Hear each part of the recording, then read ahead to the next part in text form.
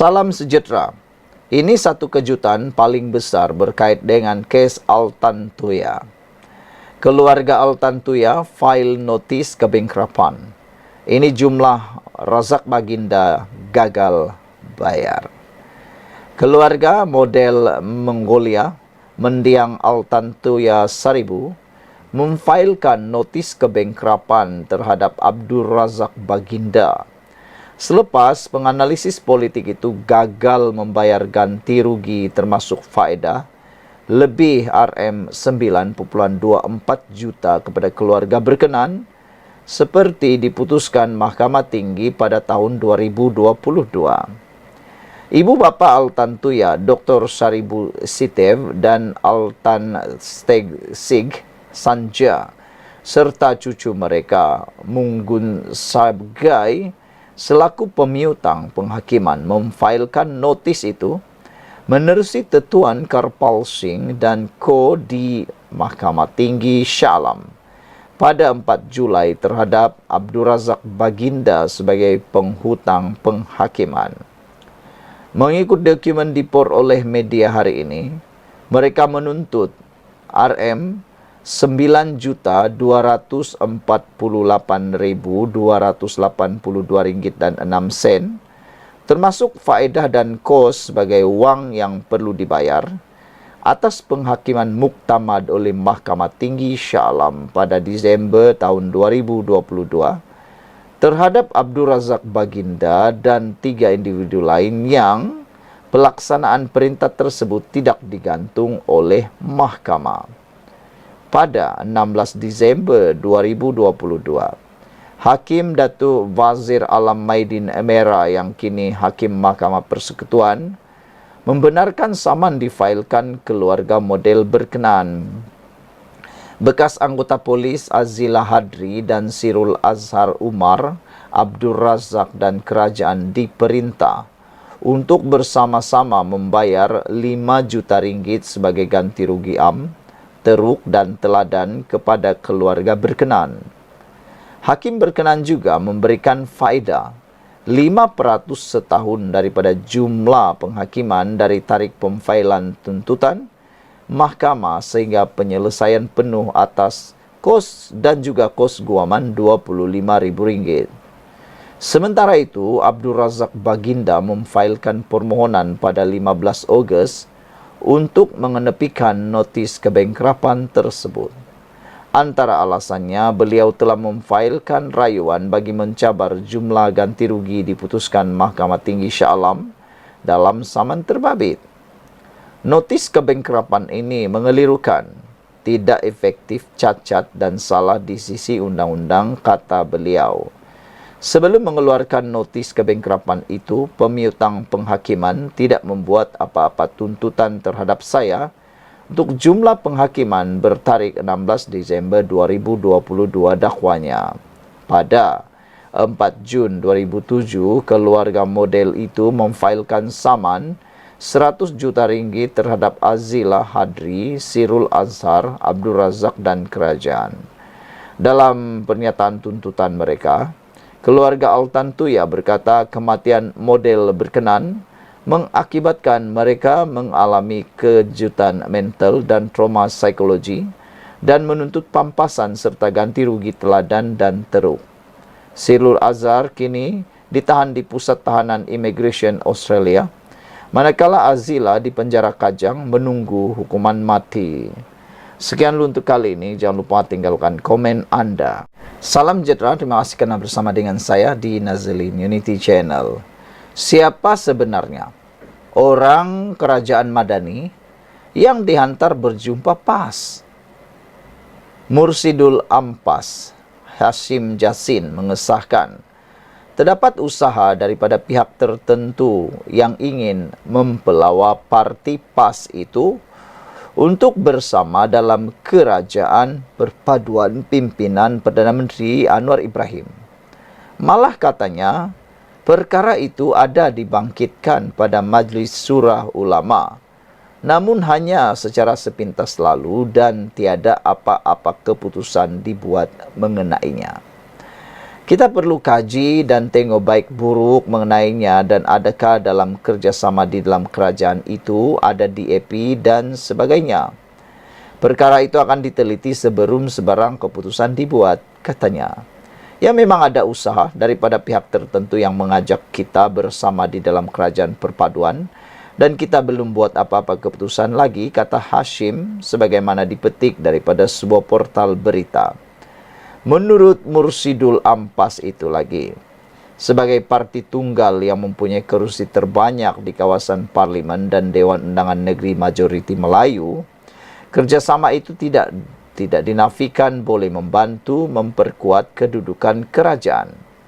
Namun kata Hashim, PAS memerlukan kajian dan perbincangan lebih menyeluruh lagi. Ada baik dan buruknya perkara tersebut dan PAS masih tidak membuat sebarang keputusan muktamad mengenainya, katanya.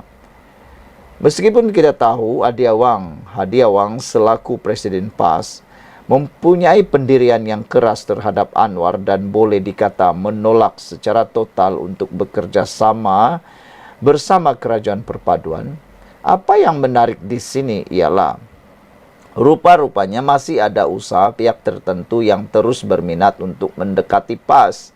Persoalannya benar atau tidak, atau sekadar PAS menggunakan modal politik ini untuk meraih perhatian, atau untuk mau menunjukkan betapa mereka sangat penting. Adakah ini satu juga pembohongan atau memang benar-benar berlaku?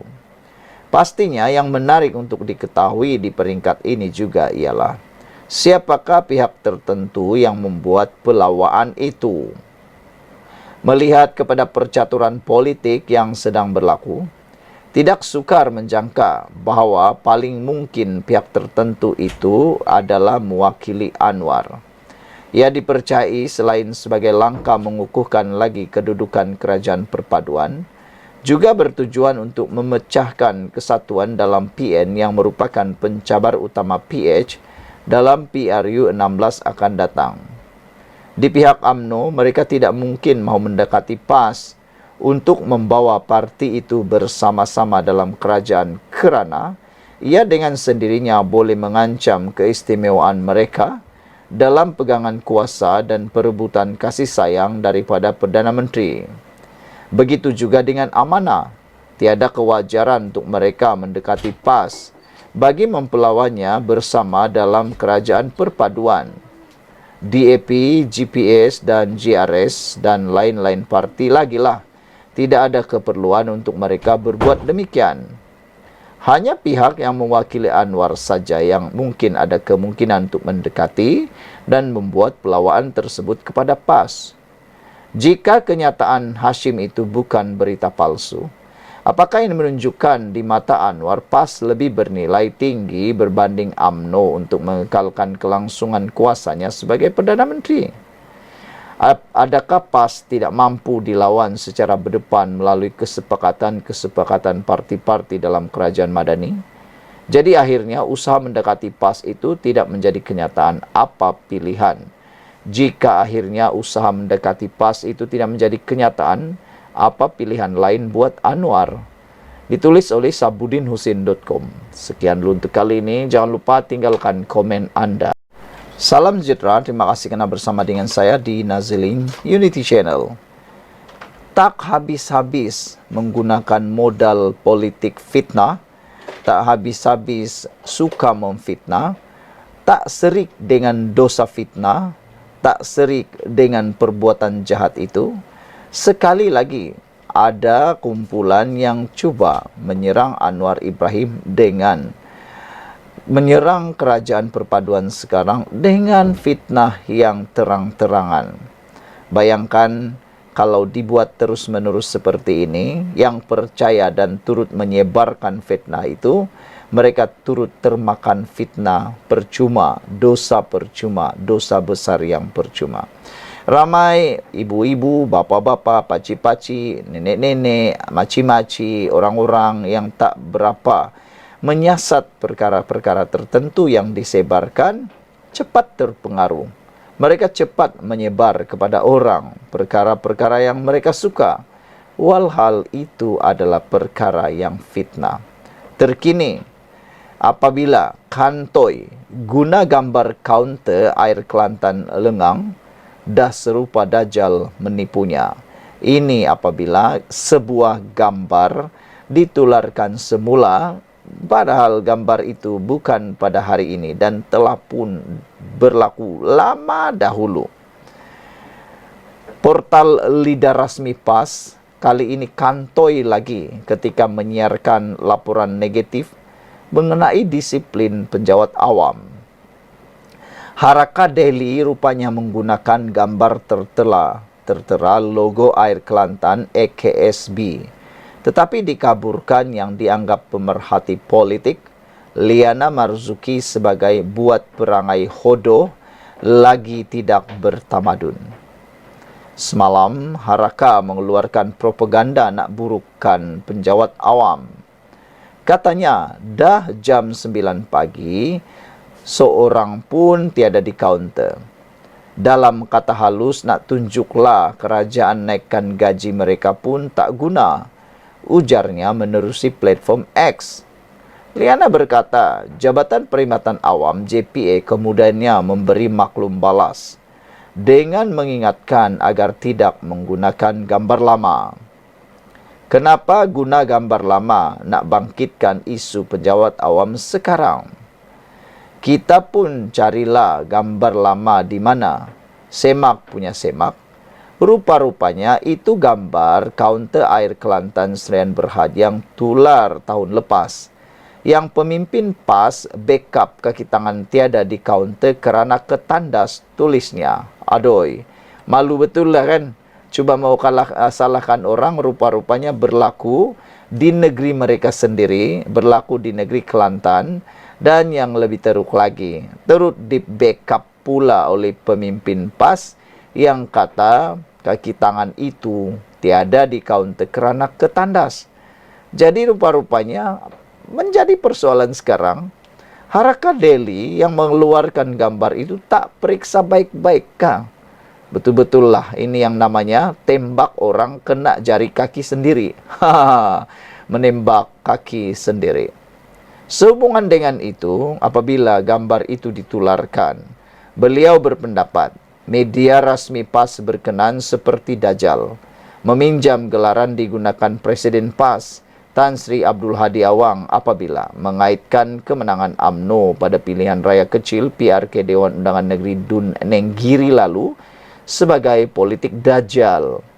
Haraka ni, ya Rabbi, dah serupa Dajjal juga menipunya, kata beliau.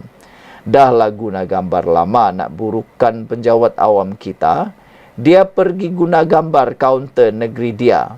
Siap belekan nama air Kelantan, memalukan. Malukan orang sendiri, sendiri pula yang kena malu. Ini betul-betul lah tak terror lah kan. Betul-betul lah tidak terror membuat sesuatu perkara. Tak tahulah nisit Dajjal terlebih cerdika atau jenis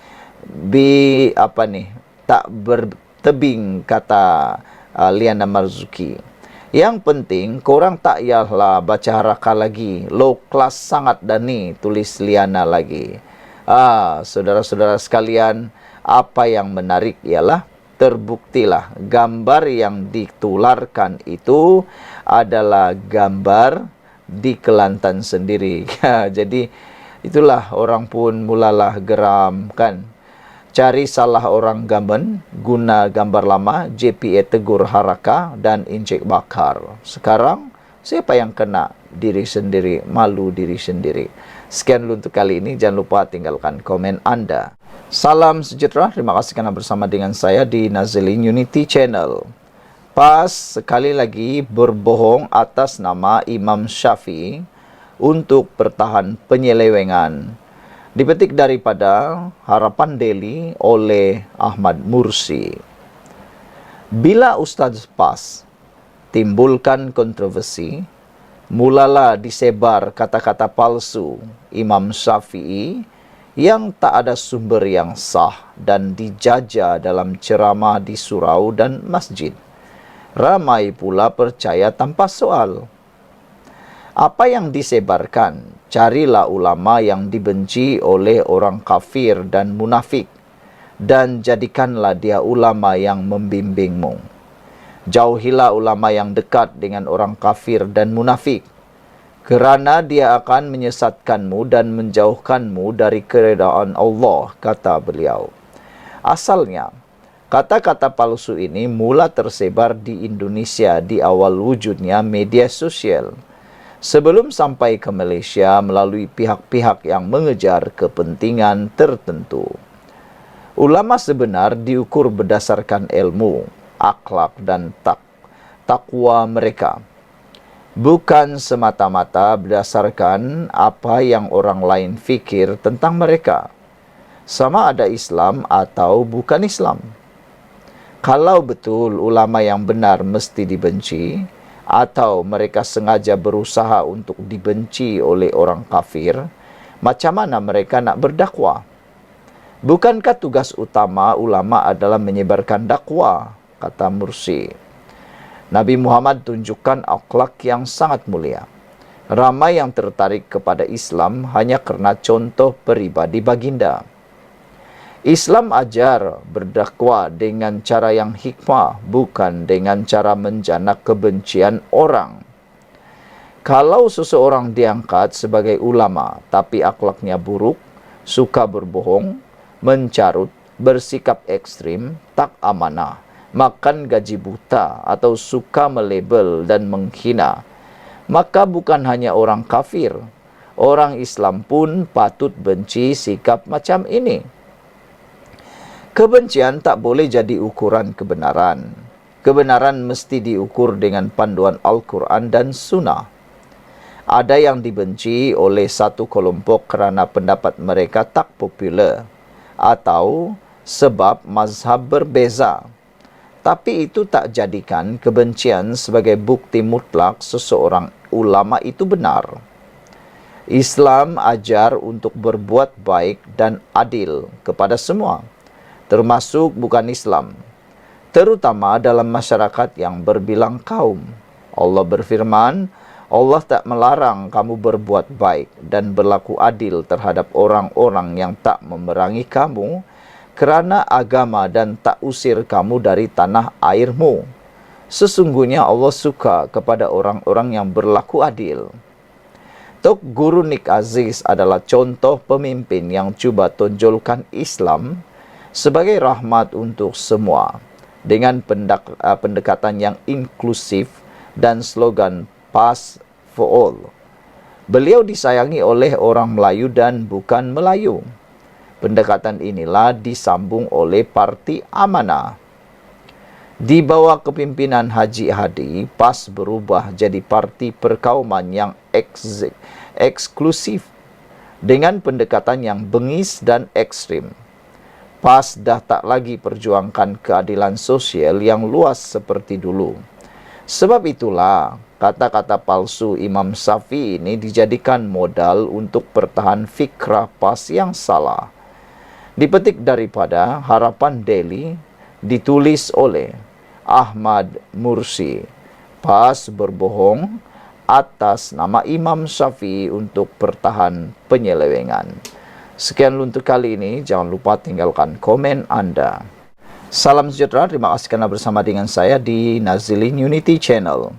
Persoalan paling besar untuk Muhyiddin dan kerajaan PN yang gagal dalam masa 22 bulan dahulu ialah kenapa semasa Muhyiddin Yassin, semasa Perikatan Nasional berkuasa, mereka tidak menghapuskan akta hasutan yang kini cuba dispin oleh Perikatan Nasional selepas Muhyiddin terkena akta hasutan itu sendiri. Dalam kenyataan-kenyataan akbar kemarin dan juga kenyataan-kenyataan pemimpin-pemimpin Perikatan Nasional, ada yang cuba mempersoalkan. Ada yang mengatakan Pakatan Harapan Kerajaan Madani Anwar Ibrahim sebagai hipokrit, kerana kata mereka dulu kerajaan ataupun dulu Pakatan Harapan menentang habis-habisan akta hasutan. Tetapi mereka perlu tahu, yang mengenakan akta hasutan itu bukan Anwar Ibrahim, tapi mahkamah. Dan siasatan terhadap Muhyiddin bukan kerana kerajaan buat laporan, tapi istana Pahang sendiri yang telah membuat laporan polis. Itulah sebabnya Muhyiddin terkena akta hasutan. Tak apalah. Yang itu ceritanya mudah difahami. Yang ini lebih mudah difahami. Kalau betul Perikatan Nasional pun tak hipokrit, tak suka dengan akta hasutan, kenapa waktu mereka berkuasa dahulu, kalau mereka kata kenapa kerajaan perpaduan sekarang tidak hapuskan saja akta hasutan, tanya balik diri sendiri. Waktu Muhyiddin dan Perikatan Nasional berkuasa menjadi kerajaan, kenapa pula mereka tidak menghapuskan akta hasutan? Nak suruh orang hapuskan, kenapa sendiri tak buat? Itu persoalan yang perlu dijawab oleh Hamzah Zainuddin. Ahli Majlis Kerja Tertinggi UMNO, Datuk Dr. Muhammad Puad Zarkasi, mempersoalkan pemimpin bersatu. Mengapa mereka sepanjang menjadi kerajaan 17 bulan tidak pernah menghapuskan akta hasutan? Beliau menasihatkan Datuk Seri Hamzah Zainuddin agar tidak mendabik dada, mendakwa sepanjang Tan Sri Muhyiddin Yassin menjadi Perdana Menteri tidak pernah pun menggunakan akta hasutan. Beliau berkata, hendak 1000 daya, tidak hendak 1000 dali. Kerana 17 bulan itu sudah cukup untuk menghapuskan akta tersebut. Tidak payah dabik dada Muhyiddin tak guna akta hasutan. Muhyiddin jadi Perdana Menteri 17 bulan. Masa itu Hamzah Zainuddin Menteri Keselamatan Dalam Negeri KDN. Kenapa tidak hapus akta hasutan? Itu persoalannya. Sudah kena, baru nak menghapus, buat apa lagi? Hendak 1000 daya, tidak hendak 1000 dali. 17 bulan, tidak cukup masakah?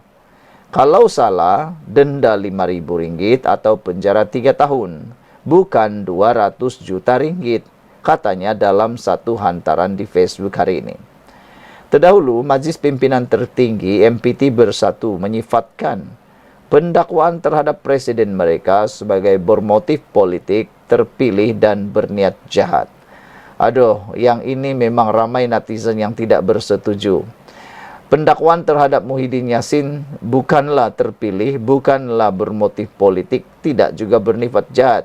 Itu semua kerana ucapan Muhyiddin Yassin sendiri, yang mana dibuat laporan polis oleh pihak Istana Pahang. Itu yang perlu difahami. Bersatu melabel Perdana Menteri serta pemimpin Pakatan Harapan sebagai hipokrasi kerana dahulunya lantang menentang Akta Hasutan 1948 dan berjanji untuk menghapuskan akta yang dikatakan undang-undang zalim dalam manifesto PH sekiranya membentuk kerajaan selepas PRU ke-15. Ironinya, setelah menjadi kerajaan, mereka telah menggunakan Akta Hasutan 1948 berulang kali secara zalim untuk menekan dan menindas lawan politik, kata Hamzah Zainuddin. Susulan itu Hamzah dibidas oleh Puad yang mempersoal mengapa Perikatan Nasional juga tidak buat perkara sama dengan memansuhkan akta tersebut ketika berkuasa. Puad juga berkata yang zalim adalah Muhyiddin kerana menyentuh kewibawaan yang di Pertuan Agong yang dianggapnya sebagai sangat menghasut. Hamzah Zainuddin dan Dr. Marzuki tuduh kerajaan zalim kerana guna akta hasutan mendakwa Muhyiddin. Zalim jangan dilihat dari segi akta. Zalim harus dilihat kepada fitnah dan pembohongan yang dia lakukan terhadap yang di Pertuan Agong 16. Dia bohong pasal 115 ahli parlimen. Amat menghasut, kata beliau. Sekian dulu untuk kali ini. Jangan lupa tinggalkan komen anda, tekan butang subscribe.